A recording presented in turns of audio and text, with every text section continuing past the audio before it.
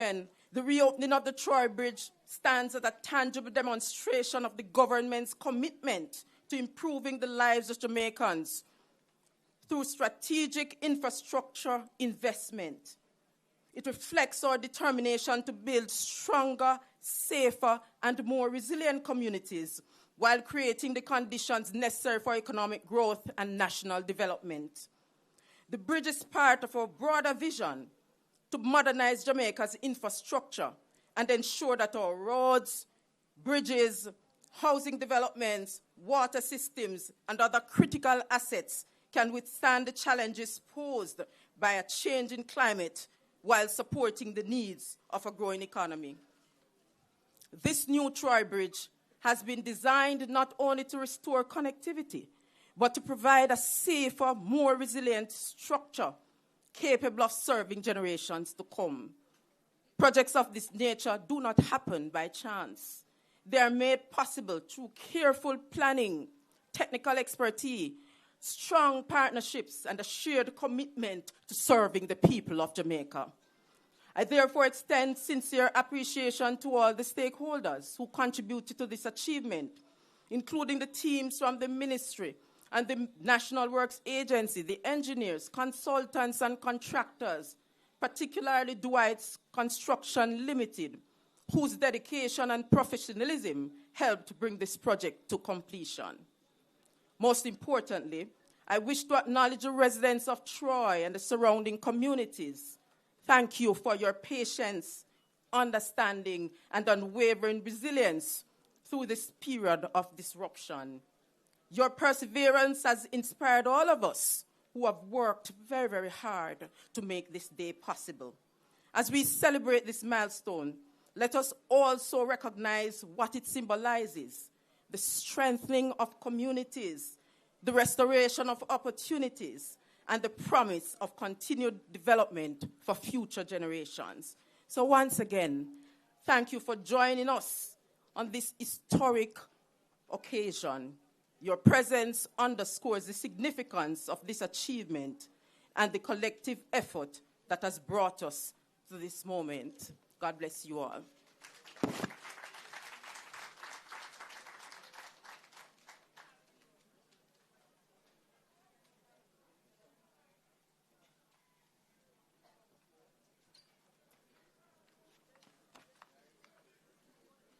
Good morning, everyone. I will stick to the protocol that has already been established, but I must mention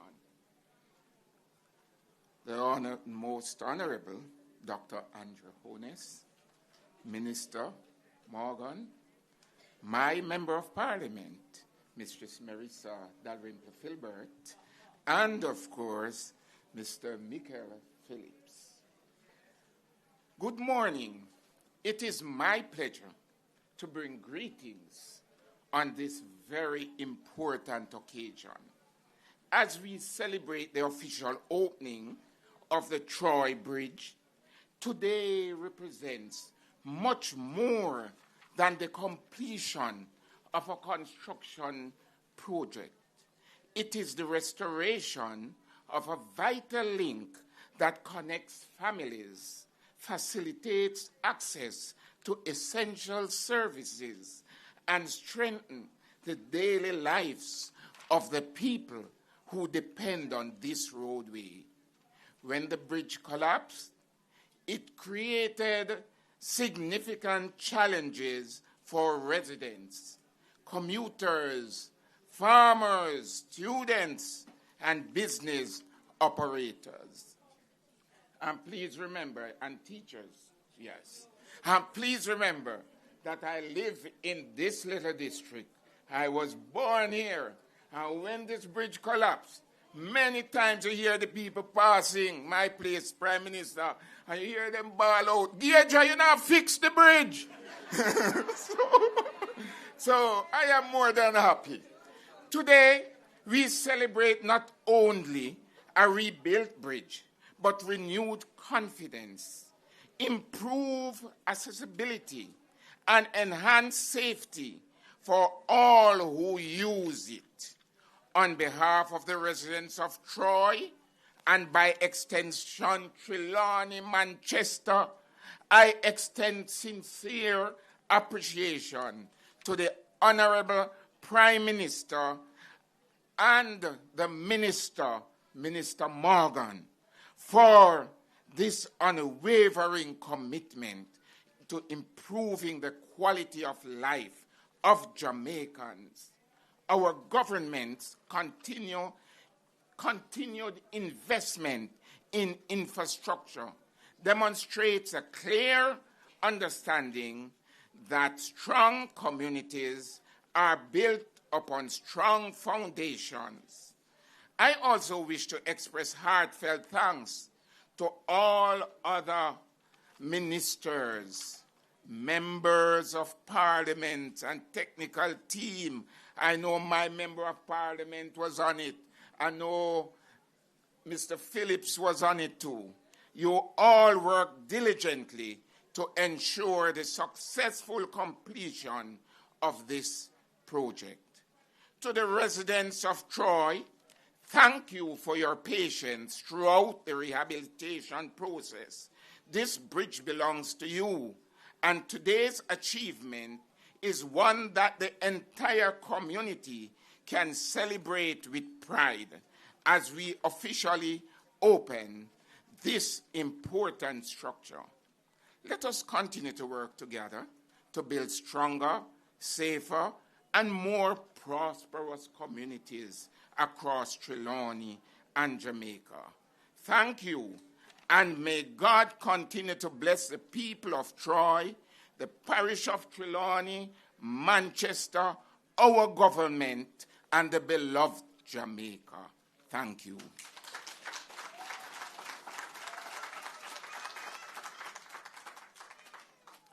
Thank you, P.S. Williams and Mayor Gager. At this time, ladies and gentlemen, we'll be hearing from Mr. Michael Phillips, Member of Parliament, Manchester North Western.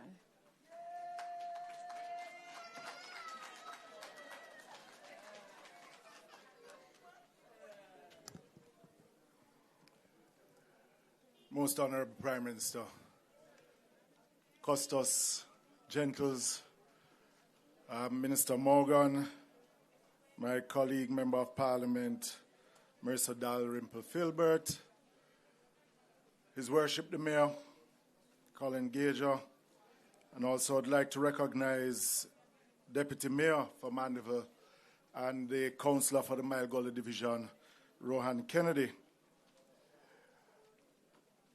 Madam P.S.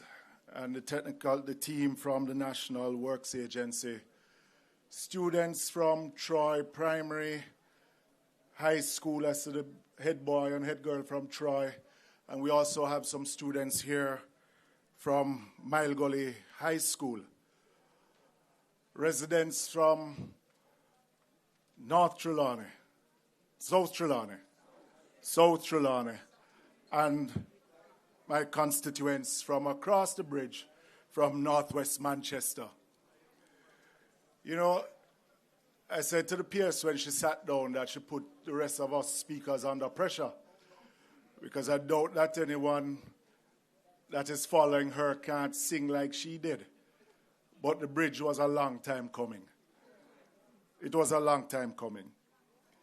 And the bridge, this bridge, Troy Bridge, is an example of how, even though we are on two different political sides, that our voices can come together. That is mine and Member of Parliament Dalrymple Filbert, in making a louder noise in ensuring that both South Trelawny and Northwest Manchester can once more be connected.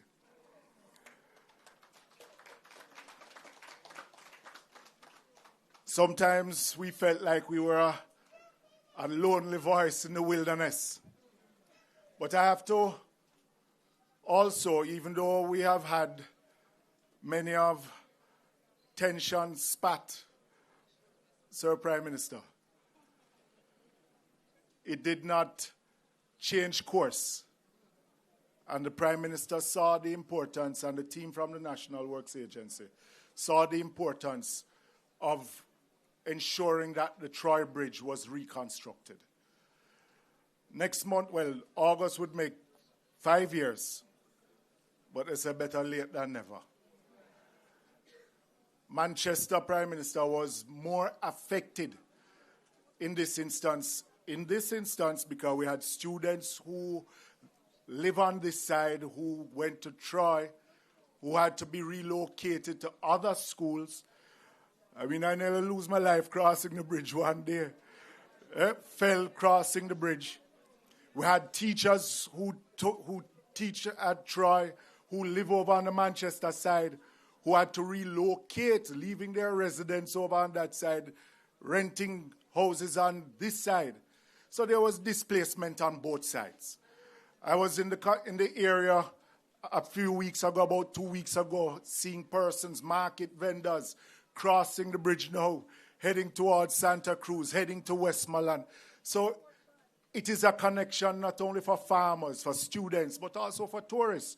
Even while coming here, I saw a tour bus going down, heading to Appleton, driving this route. So it is an important connection between North and South. So I want to say to the Prime Minister, Minister Morgan, on behalf of the residents from Northwest Manchester, because as I have been explaining to Minister Morgan, when you cross the bridge on that side, you're back in Northwest Manchester. Bottom Shudley. Right? Golden Run. Right? And that's what I'm going to touch on right now.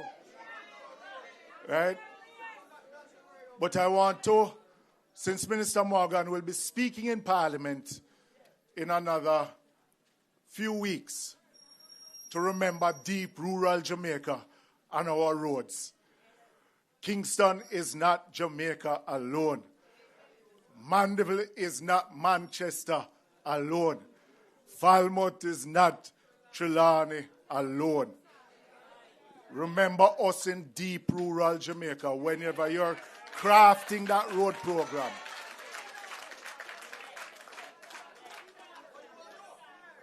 Because we want some of it too.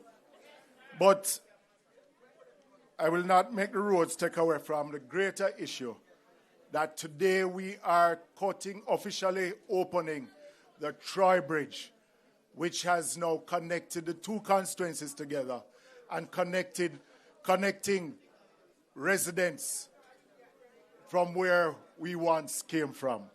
So, Prime Minister, I want to, again, on behalf of my constituents, to say thank you to yourself and your administration for ensuring that a promise that was made, a promise kept, and now we're here in officially opening the Troy Bridge.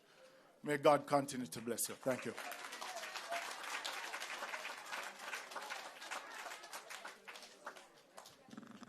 Thank you very much, Mr. Phillips. At this time, ladies and gentlemen, you're going to be hearing from one of your very own, a child, and she is from the Troy Primary School. So when I call her name, I wanted to make her feel welcomed, okay? Are you ready for it? So, ladies and gentlemen, at this time, we're going to be hearing from Rhea Smith as she comes to us with an item.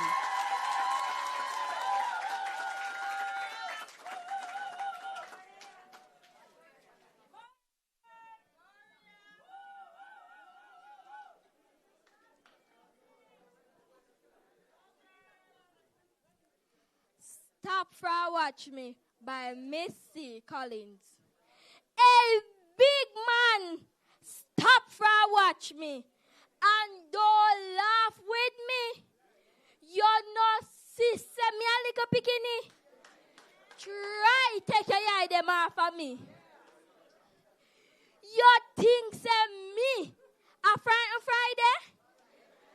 Me no want hear a thing where you say.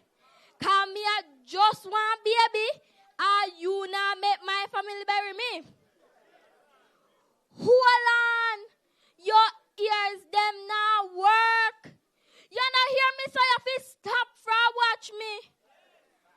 Excuse you. Your feet say through your bigger old me I go afraid to hunger you.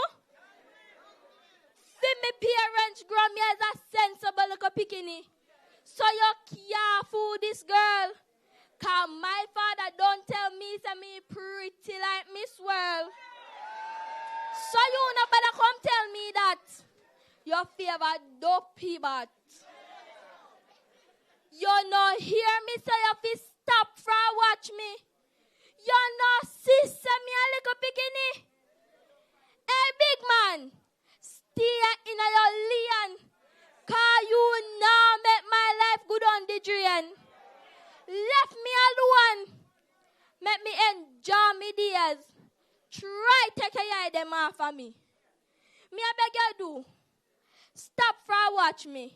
Or me a tell me father pa you. Oh.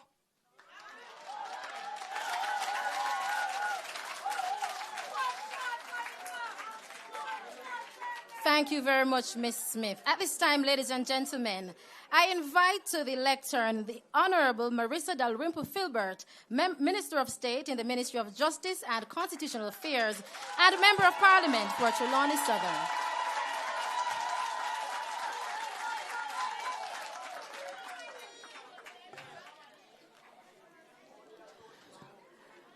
Good morning, everybody. Usually, I would say the protocol has been established, but this is such a wonderful and fabulous morning here that you will indulge me if I don't say that and go through and mention people who I would like to mention, especially this morning.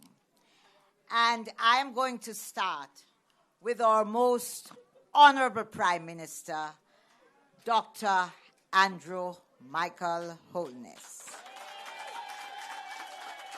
And beside him, our minister without portfolio in the Ministry of Economic Growth and Infrastructure Development with responsibility for works, the Honorable Robert Morgan.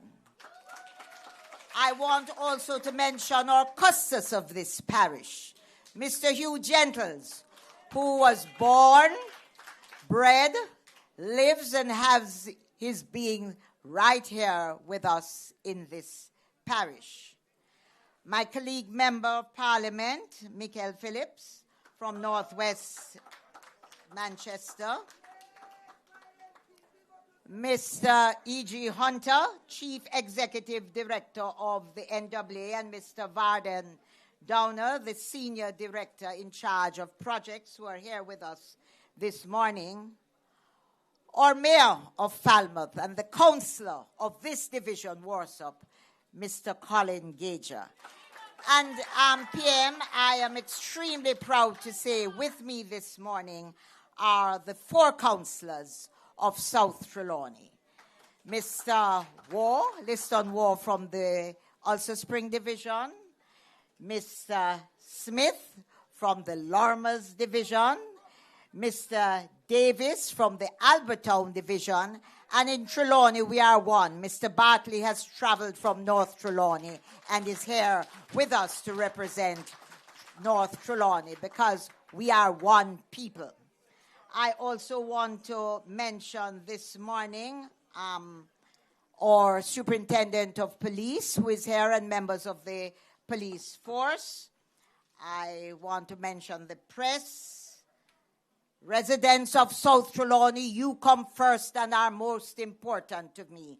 I say it in and out of season. I welcome all of you here. I welcome the people from neighboring parishes. I welcome everybody who is here this morning, because today is a day of celebration, of pride and fulfillment. P.S., I have forgotten to welcome you and your team. Where's P.S.? You outdid us all for sure. I didn't know you could sing. I know you're very efficient. PM, I don't even think of her in your ministry because we call her so often, and her team at the ministry has just been fantastic in responding to me. So I'm going to say to you, when I hear you say, for some things, just remember, and I say proudly as your member of parliament, and I say that when I reach out to ministries in our government, I get response. That is how you get what you have here. So I want you to acknowledge that and thank them. Thank you, Pastor Brand, for always being with us and being so gracious.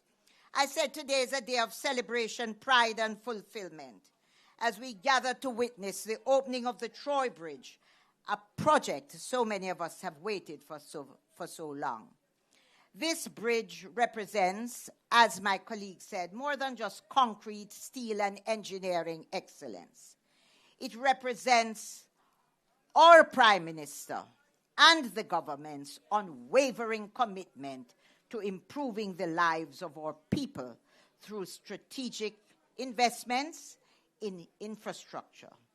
And I want to pause and especially thank our Minister, the Honorable Robert Morgan, and his team for not just coming here for the opening, but for being here on so many occasions when there are no cameras, nobody around, just to check and ensure that the project was going well. Thank you so much, sir. I'm sure you know that the Prime Minister knows only too well that the only reward for good work is more work. Because he has done good work. That's why he's still here as our Prime Minister. So, once again, thank you, sir. And Minister Morgan, I know you're sitting close beside him. So I know you have done good work for us. And as I said, the only thing for you is more work. So we look forward to more visits from you as you travel through to see the state of the roads that Melissa has ravaged in its passage a few months ago. For some while now, and it's important, and I know my friend and colleague said, it's been a long time coming. But listen to me now. For some time now, the cries were loud and sometimes very unkind in the call for a new bridge. But I want all of us to recognize, our government recognize, that to simply replace a bridge quickly to appease the call and the cries of many was not the answer. Our government recognized that and continues to impress upon us that infrastructure is the foundation on which prosperous nations are built. And the construction of this Troy Bridge is a part of a broader vision. And I stand here to say I am proud that it is so. And it is backed by the recently passed NARA Act, which will help to create resilient infrastructure that will serve not only the needs of us standing here today, but the demands of future generations, our children and our children to come. So we are opening a bridge today, not just a bridge. It is a first world, first-class bridge. We understand that quality infrastructure of this nature requires long-term planning, sound engineering, responsible investment, and careful supervision. And that, as I have said, and I can't repeat it too often, was done by the Minister, Robert Morgan, in his several visits to this area. The completion of this project also demonstrates what can be achieved when a government remains focused despite several outcries. As parents, the children come and ask every day, Mama, me want this school bag. Me now wear this one. Or me want these shoes because me want that. Me now. And your parents stops and stop. Because guess what? They don't just want to buy any shoes or school bag. They want to plan and make sure that what you get is good, will last for time. So despite the challenges, the rising costs and unforeseen obstacles, including a Category 5 hurricane, our government has remained committed to seeing this project through to completion because this government understands the importance of the bridge to the people of this area and the surrounding areas. So this morning, we cut the ribbon officially. We do so with gratitude to the engineers, contractors, workers, public servants, and community members whose work made this achievement possible.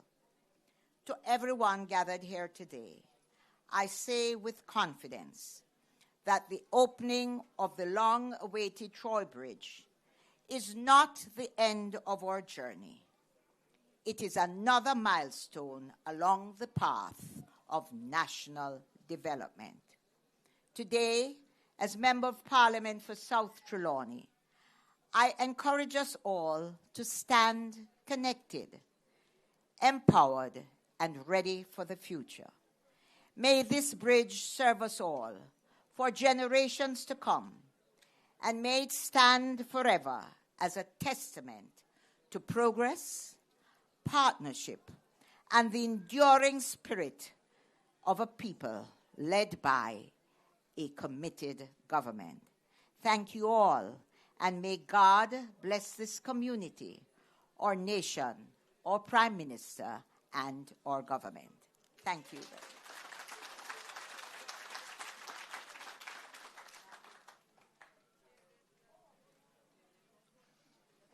Thank you very much, Minister. At this time, ladies and gentlemen, I invite you to welcome to the lectern the Honorable Robert Nestor Morgan, Minister with Responsibility for Works.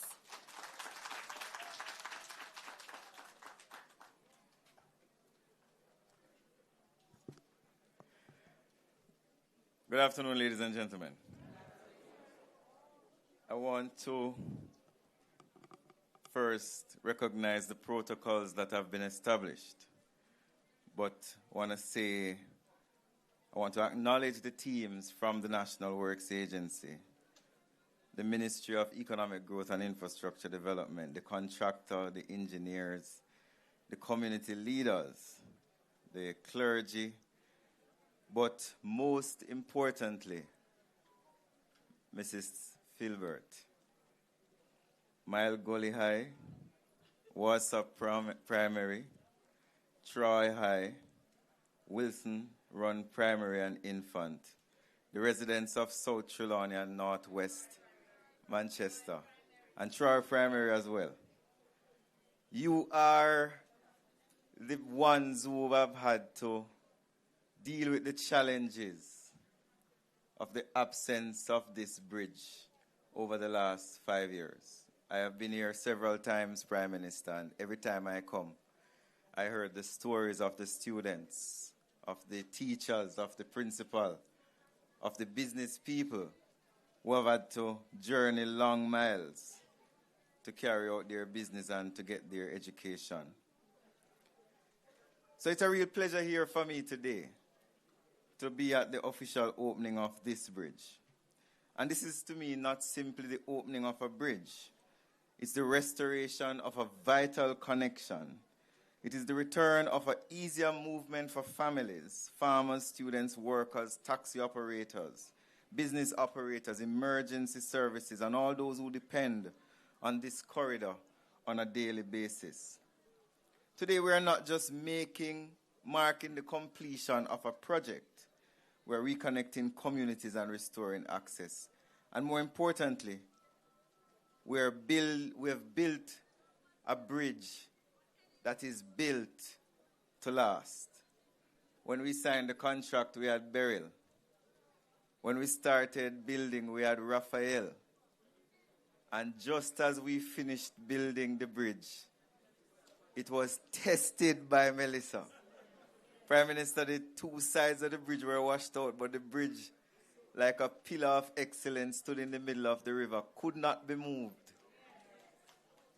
When Prime Minister said, Minister, this bridge must stand the test of time and it must be built for resilience, we transferred that policy direction to Mr. Hunter and Mr. Downer, who ensured that the contractor understood in the designs that this bridge will last at least another 150 years.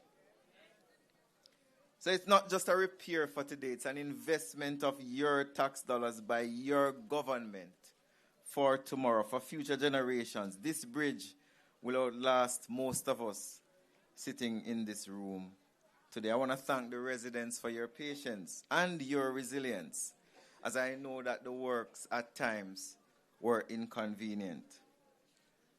But the bridge is not just the bridge standing by itself.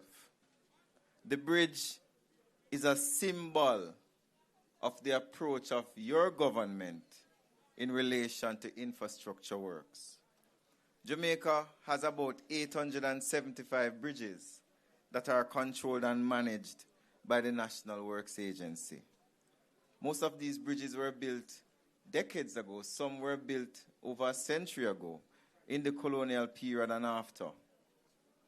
Today they face heavier traffic, stronger rainfall events, flooding, river erosion, and a growing reality of climate change. Cabinet on Monday of last week approved the Accelerated Bridge Project, which is a major bridge replacement project which will replace over 50 bridges in Jamaica over the next 2.5 years. I put it to the people in this audience that no other government, no other prime minister, no other minister of works has ever built 55 bridges at one time in the history of Jamaica. This is your government at work. And we know what happened in the West. The parishes of Hanover, Trelawny, Westmoreland, St. James, and St. Elizabeth bore the brunt of the damage from Hurricane Melissa. A majority of the bridges that are going to be built over the next 2.5 years will be built in those parishes. This is not an accident. It represents the thinking of your government, a deliberate approach to ensure that we're building Jamaica stronger post-Melissa. We're building stronger, safer, more reliable crossings so that communities will not be cut off. As your minister with responsibility for works assigned by the Prime Minister, I am very clear that infrastructure is not an abstract thought. Infrastructure has real impact on people's lives. A bridge is not just a bridge. A bridge is a connector of communities, parishes, and people. Today we celebrate a reconnection. We celebrate progress. We celebrate the return of a vital link to the people of Trelawny and Manchester. May this bridge carry your children safe to school, our farmers to their businesses, our teachers and principals to their place of work, and our communities continue to be joined together. Mikhail, we do not forget the rural people. I am a country MP too. And the government will be doing a lot of work in these two parishes. I am just going to announce one of the works that we're doing, but there are more to come. We will be doing major road infrastructure upgrading, not patching, on the Troy to Warsaw Road at the value of $280 million under the Spark Main Road program for the people of Troy and the people of Manchester and Trelawny. And that's not it alone. We will be making further announcements about road infrastructure projects in these constituencies and these parishes over the next several weeks. Thank you very much, ladies and gentlemen, and congratulations on your new bridge.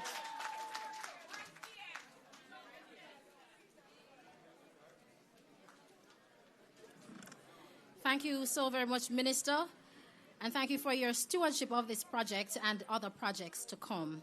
Now, when I'm at church, I often hear them say music plays an integral role in our worship. Who can testify? Amen.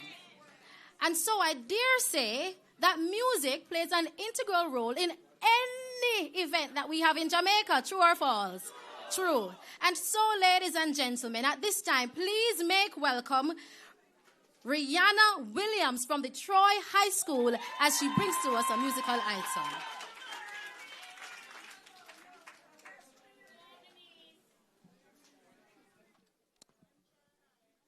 Good afternoon, everyone. There's a land that I've heard about so far across the sea. There's a land that I have heard about so far across the sea. To have you on my dreamland would be like heaven to me. To have you on my dreamland would be like heaven to me. We'll get breakfast from the trees. We'll get honey from the bees. We'll take rides on waterfalls. We count the stars in the skies. And surely we'll never die. And surely we'll never die. Oh, what a time that will be. Oh, just wait and see. And surely we'll never die. And surely we'll never die.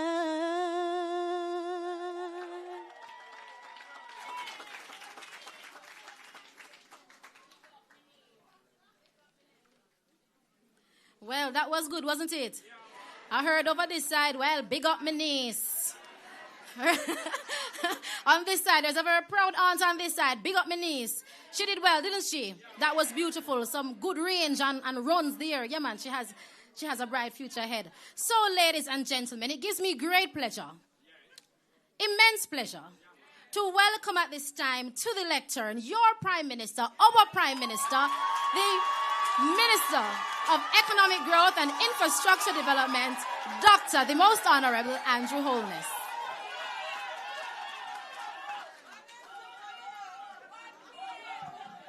Thank you very much. Thank you very much. You will forgive me if I do not regurgitate the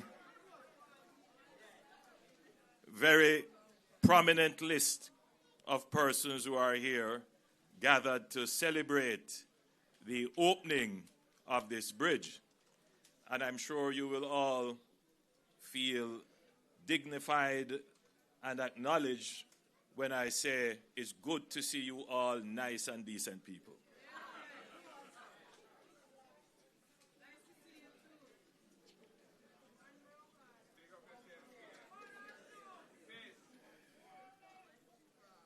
Today, we gather to celebrate the opening of a bridge. But in truth,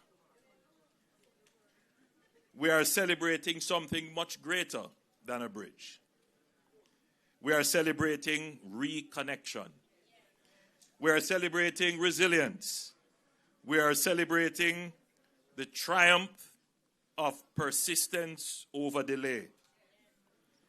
For the people of this area, the Troy Bridge is not simply a physical structure. It is part of the history of this community and part of the story of Jamaica itself. The original bridge was built in 1869. 1869. Pause for a moment and consider what that means. It could mean that your great grandparent would have walked across that bridge when it was just built, or maybe even helped to build it. This bridge stood before the arrival of motor vehicles in Jamaica. So this bridge was built to carry donkey cart. But for 152 years, and in the last 60 of those 152 years, it would have carried some heavy-duty trucks.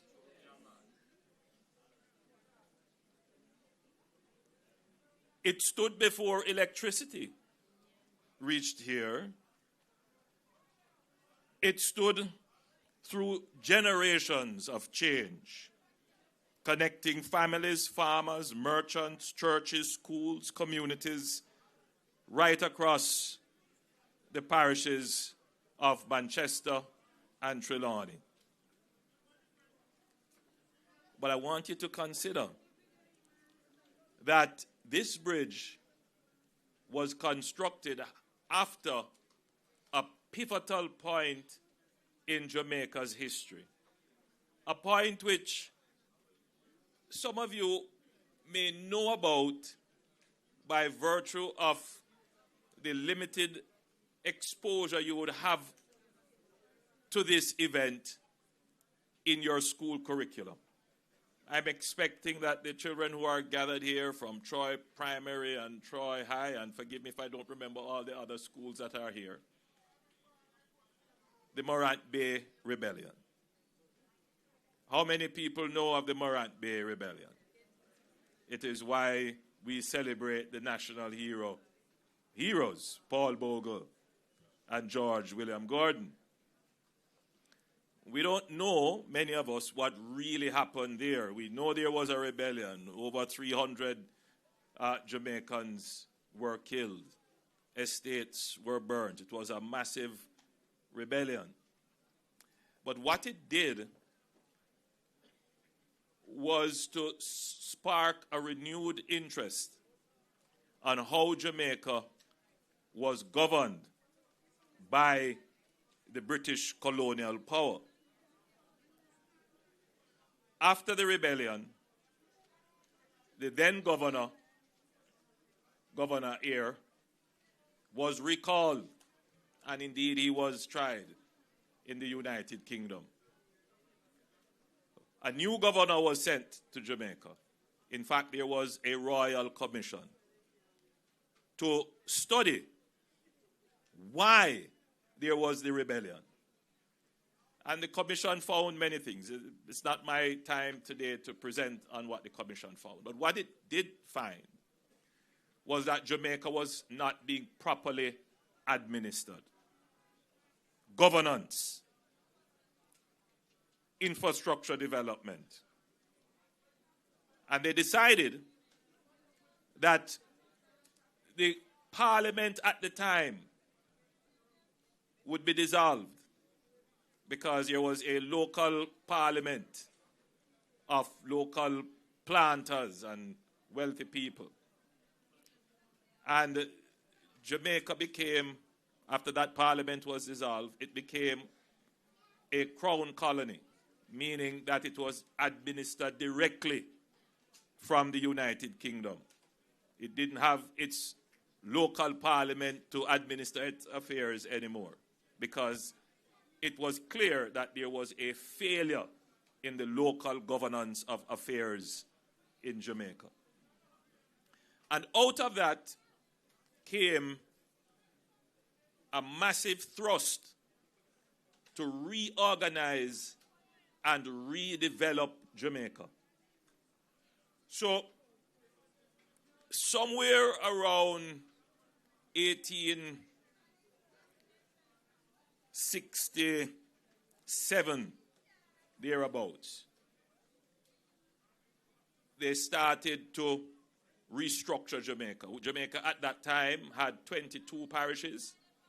They whittled down the parishes to 14 so that it could be properly administered. I know it in the minds of Jamaicans, it is inconceivable for some that we could have other parishes. But during that period of time, for the better service of the people, the administrative and geographic arrangements were important. So the new administration of Jamaica, which was coming centrally from the colonial powers in the UK, decided that they would cut from 22 to 14. But they also implemented a massive program of public works. So out of that commission, that royal commission, and the new governor, which was sparked as a result of the Morant Bay Rebellion, we had the formation of the JCF, the Jamaica Constabulary Force. We had a new judicial system put in place. And we had the Public Works Department formed. And out of that came massive public works, including the Rio Cobre Canal, which irrigated some 25,000 acres of land. The building of many of the roads that still exist today.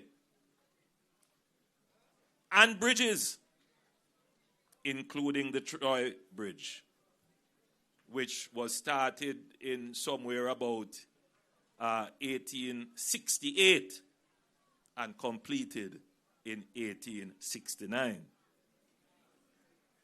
I want you to settle on that point, because fast forward to today, it took us almost 5 years to build a replacement bridge. The bridge that was first built wasn't built to carry lorries and heavy-duty trucks and the high volume of traffic, but it lasted for 152 years. It would have seen Hurricane Charlie, Hurricane Ivan, all the hurricanes. It was built by virtue of a national thrust directed by the colonial government. And we, independent people, struggle internally to deliver infrastructure quickly. This speech is not just for you. It is for all Jamaica listening.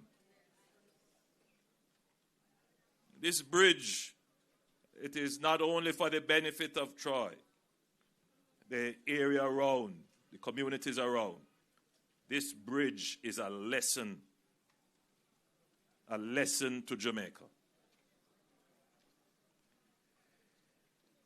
Like much of our infrastructure, people scarcely noticed it when it was working.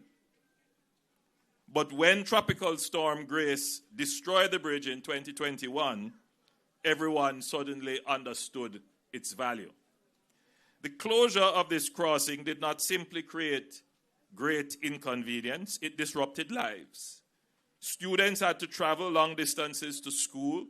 Farmers incurred higher transportation costs to move their produce to market. And by the way, the idea behind this bridge was to open up what was called the Yam Belt in Trelawny, to move the yams through this bridge, through Manchester, to carry you into Kingston to get connected to the ports. So the infrastructure supported an economic plan. it is quite unfortunate that somehow our governments, successive governments, have not seemed to have the ability to effect infrastructure plans that support economic plans and social development. Think about it. This is an infrastructure, before it was destroyed and replaced, that we relied on for 152 years.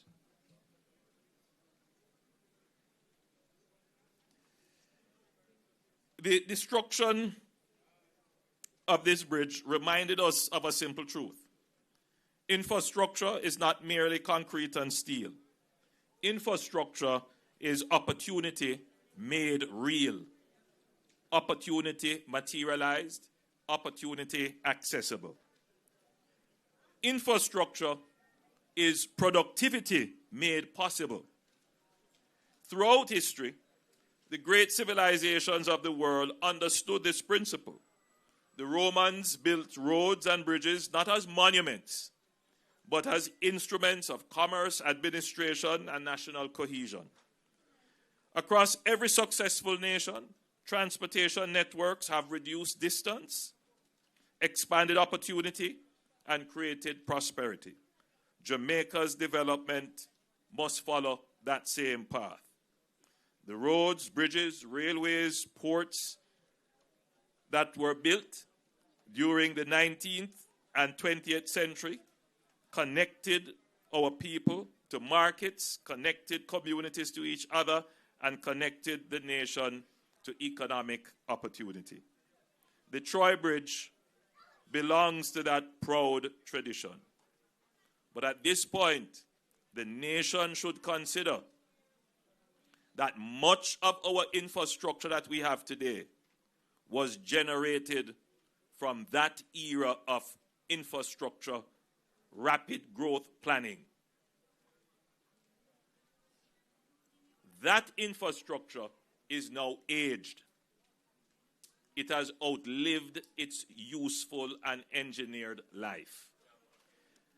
It is very difficult to communicate that thought to the average person coming on the road to get here, which is pothole-filled and bumpy. Difficult to maneuver and in sections collapsing.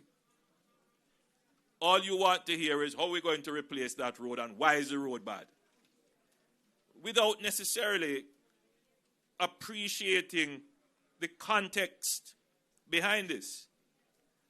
As a member of parliament, I not just sympathize, I empathize, I understand, because there are some times when I wish I could complain to somebody too.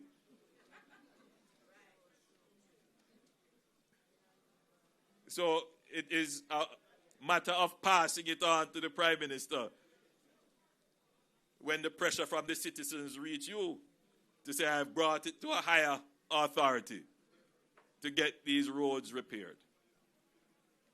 But I want you to bear in mind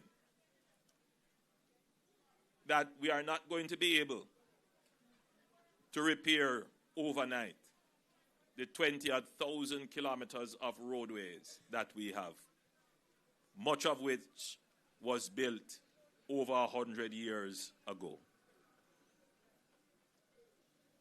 So the road is not only bad because the contractor didn't fix it properly, which is oftentimes a reality that we face and cannot be excused.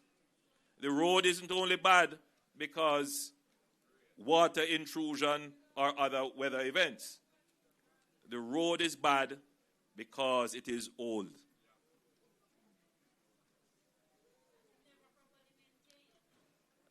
And it was not properly maintained. But even roads that are properly maintained, there is just a time where no matter how much you maintain it, the road has to be totally redone.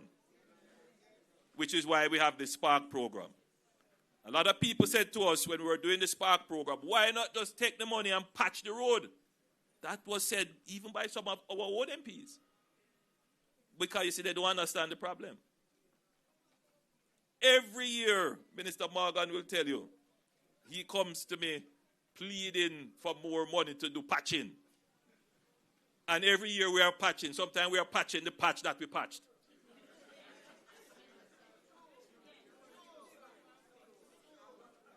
And yes, we have to patch it because of the convenience that you need. But you also have to understand that we have to be thinking, how do we now start to replace these aged infrastructure, these old roads that we have, how do we rebuild them?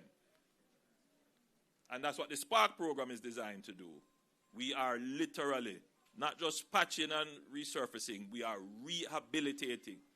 So the course is there. Thank God we're not going to have to create new alignments. But we have to, yes, my dear, we're not changing that course. But we're going to have to take off the top surface. We're going to sometime have to go to subsurface. We're going to have to put in new drains. And as we take off the top surface and the subsurface, sometimes the pipes that are underneath there are old. We have to change them. That is all about rehabilitation. So the Spark program is designed to address this business of aged infrastructure, old infrastructure, to bring them to the modern standards that will give us several generations of roadways that will last. So today, we are happy for this bridge. And it's not just the restoration of connection. It's the restoration of dignity.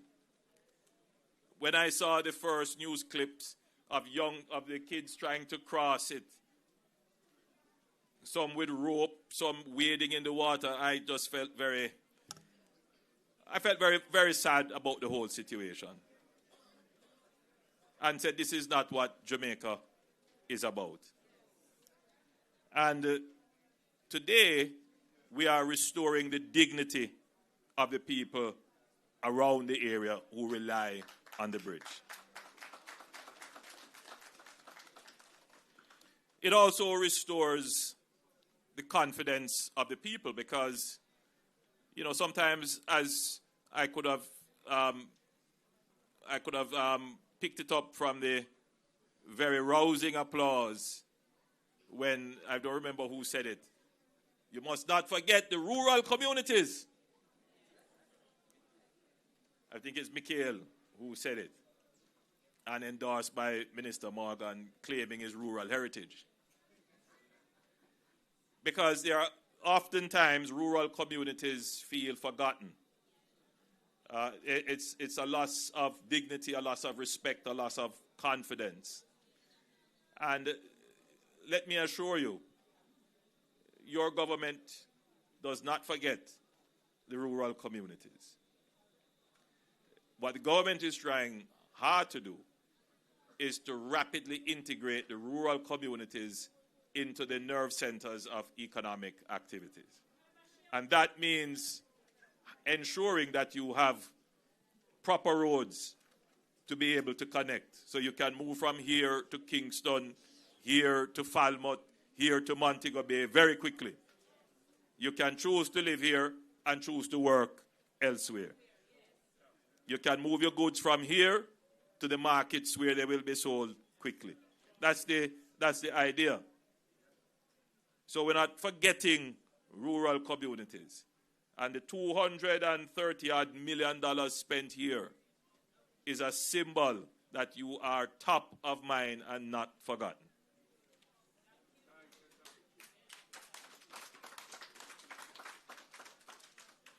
But many Jamaicans have asked a legitimate question over the years.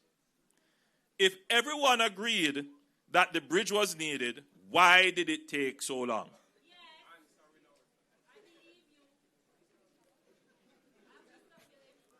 It puzzled me too as your Prime Minister.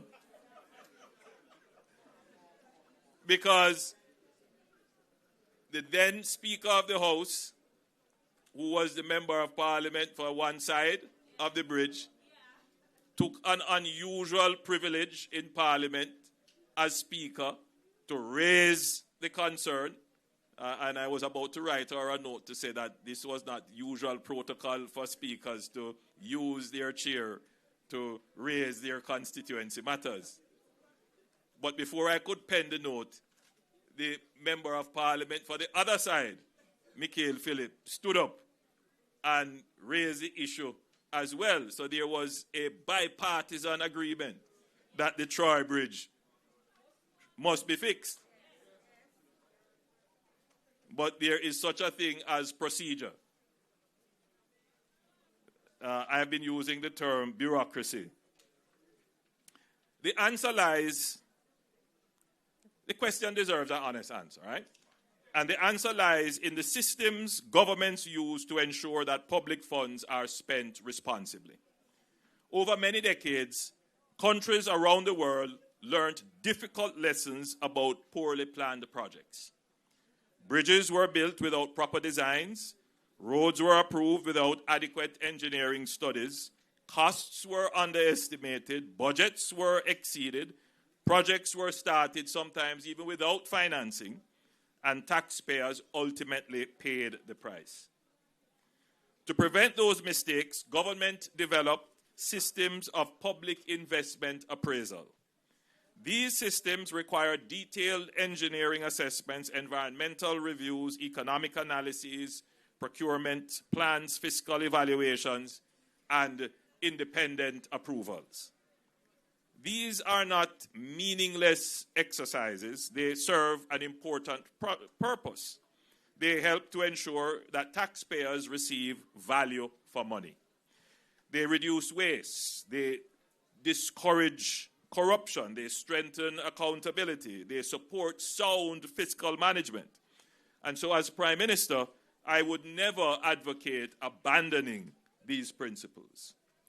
Indeed, Jamaica's hard-won fiscal stability has been built upon stronger discipline, better planning, and more responsible management of public resources. But there is another truth we must acknowledge. Every system can become excessively rigid. Every safeguard can become overly burdensome. Every procedure can eventually create its own cost. And those costs are often invisible. When a bridge remains closed for years, there is a cost. When a farmer must travel farther to market, there is a cost. When a student spends additional hours commuting, there is a cost. When a business incurs higher transportation expenses, it costs you. When an ambulance or emergency vehicle faces delay, there could be a cost. It could be your life. These costs do not always appear on the government's balance sheet. They are not always visible to the technocrat or bureaucrat who is implementing the procedure. Yet, these costs are borne by you every day. It is borne by the children trying to get to school, risking their lives, going down the slope, crossing the river. My challenge is that it is invisible to the people who are saying to the NWA, for example, go and do an environmental study. Go and do an economic assessment of the bridge. Everybody agrees the bridge is necessary, but the procedure requires an environmental assessment of the bridge that was here 152 years before anybody think of environmental assessment. The bridge was built to create the economy that is here, built before, long before, justified its existence. Don't need to say whether or not this bridge will create economic activity. But yet, this project had to go through all of the procedures. I can't complain, because ultimately it is the government that makes the law. And I want everybody to appreciate that the government can change the law as well. The requirements that is imposed upon the infrastructure projects sometimes cost more than the actual infrastructure construction. Don't make sense. The time it takes to do study on top of study on top of study sometimes take longer than the actual construction work itself. And I tell you, there is a thinking in our country. Don't trust yourself. So double check everything 3-4 times over before you do it. And 2, if it never take long, it wasn't well done.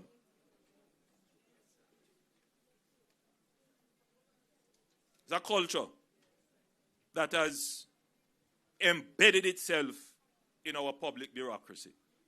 It has gone to the point where it appears as Jamaicans we are afraid of success.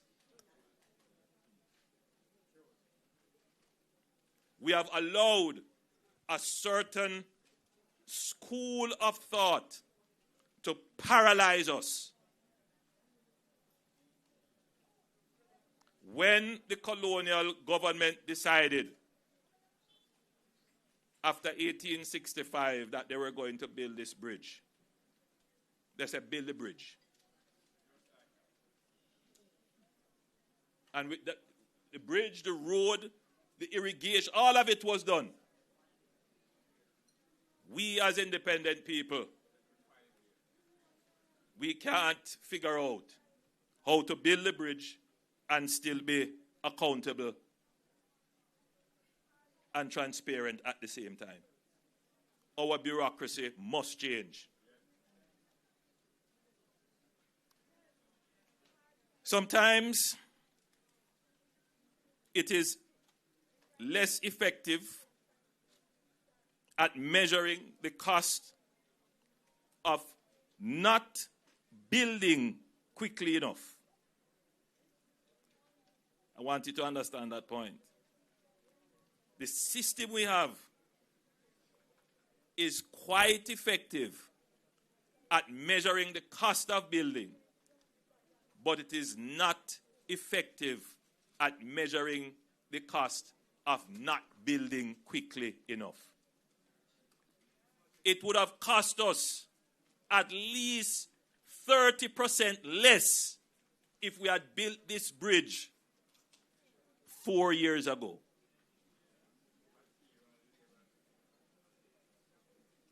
I wanted to think on that. So, this is where reform becomes necessary. The purpose of a process is to produce a result. Unfortunately, many of our bureaucrats and technocrats and some of our politicians and many in the civil society who criticize the work of government believe that the end of a process is another process. And it has no regard for the suffering that you feel. The people who critique the government trying to move fast will never come here and hear your complaints. In fact, have you ever seen any one of them? When the process itself becomes an obstacle to result, then responsible leaders have an obligation to improve the process. The objective is not to choose between accountability and efficiency. The objective is to achieve both. That is where this government is pushing towards, achieving both accountability and efficiency. The objective is not to weaken safeguards. The objective is to make our safeguards smarter. It would have been a much smarter application of the public investment appraisal system if it was understood. A bridge was there before. The bridge was being used. The bridge supported an economy. No need to go back and do another test, another consultant. That is a smarter way of applying the rules. But when bureaucracies become self-serving, the objective is not to remove scrutiny. The objective is to ensure that scrutiny does not become paralysis. This bridge teaches us that good governance must mean more than following procedures. Good governance must also mean delivering outcomes. A modern state must be capable of asking the necessary questions without endlessly delaying the necessary answer. And this requires us to have a more mature national conversation. But when reforms are proposed to accelerate approvals, some of the same voices object. They demand urgency, but resist change. They criticize delay, but defend complexity.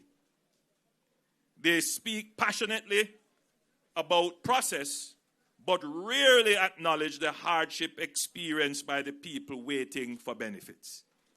The people of Troy did not need an endless debate. They just simply needed a bridge. So,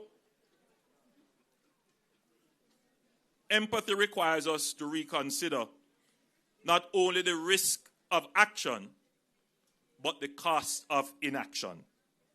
And that is why this government is committed to reforming Jamaica's bureaucracy. We are determined to modernize our public investment and approval system.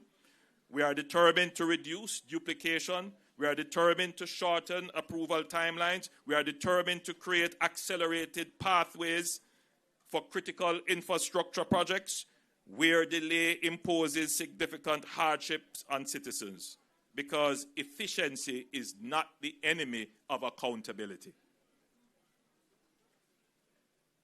That is why, ladies and gentlemen, we have created the NARA. That is why we have created the National Agency for Reconstruction and Resilience, the NARA Authority.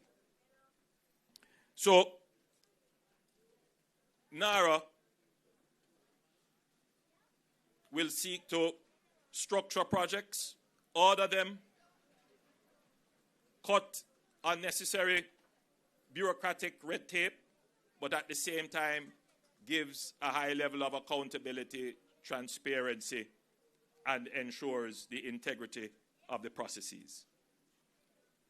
NARA will not only help us to recover from the hurricane and build resilience, but more importantly, NARA will show us that there is a better way to build Jamaica. There is a faster, more efficient way to bring infrastructure development to the people of the country. So, this bridge stands as a symbol of resilience, but it also stands as a challenge to us as Jamaicans. You have been fed a diet by our intellectuals, our so-called thinking class, that you can't trust your government,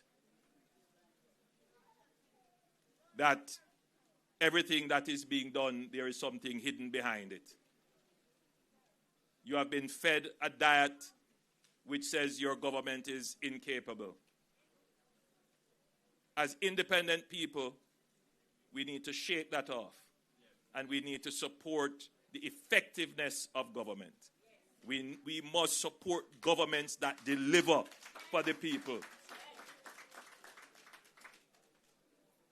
And this government has demonstrated, not a perfect government. Yes, there are problems, but you can rest assured that this government wants to deliver for you quickly and effectively. I am certain that this bridge will last another 150 years or more. But for me, this is a turning point. We are not going to allow critical infrastructure to be tied up in procedures and processes that satisfy procedures and processes and don't deliver. Let Troy be a lesson to Jamaica. This bridge now stands as a symbol of renewal, a symbol of the importance of infrastructure in national development, and perhaps most importantly, a symbol of our determination to build a Jamaica where government works not only carefully, but effectively, not only responsibly, but urgently, not only according to process, but in service of the people. Today, we reconnect communities. Today, we recommit ourselves to building Jamaica that delivers for every citizen. May God bless the people of Troy. May God bless the people of Trelawny and Manchester. May God continue to bless Jamaica, land we love.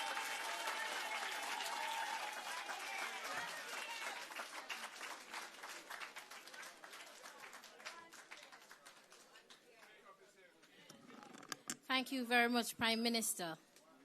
And I heard some persons giving the time. All right, so at this time, we're going to be having the vote of thanks, which will be done by Stephanie Codlin-Smith, and she's the principal of the Warsaw Primary and Infant School.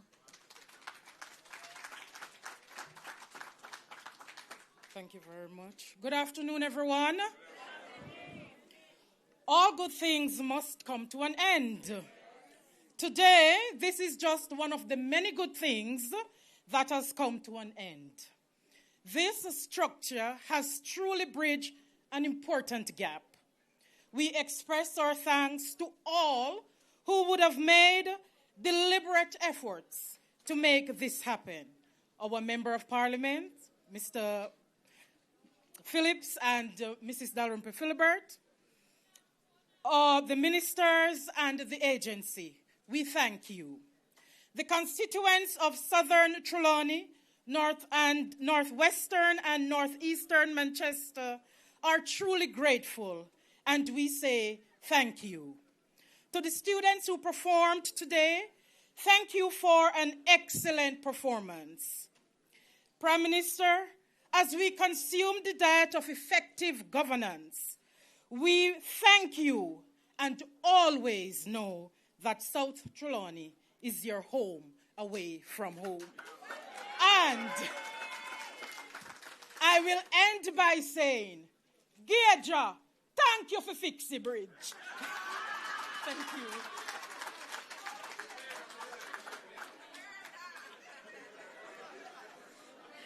Thank you very much, Mrs. Codling-Smith. So, ladies and gentlemen, I'm happy that you are smiling and you're laughing, because at this time we're going to make our way, don't move just yet, we're going to make our way over to the bridge and we're going to be cutting the ribbon. And I want it to be very orderly, all right? So, the persons who will be cutting the bridge, we have our permanent secretary, Mrs. Arlene Williams. We have our mayor, Mr. Geja. We have Mr. Phillips, our MP, Mrs. Marissa Dalrymple-Philibert. We have Minister Morgan, and of course, we have the Prime Minister. And we'll be having two students, one from the Troy High School, as well as one from the Troy Primary School. So at this time, please make your way over to the bridge.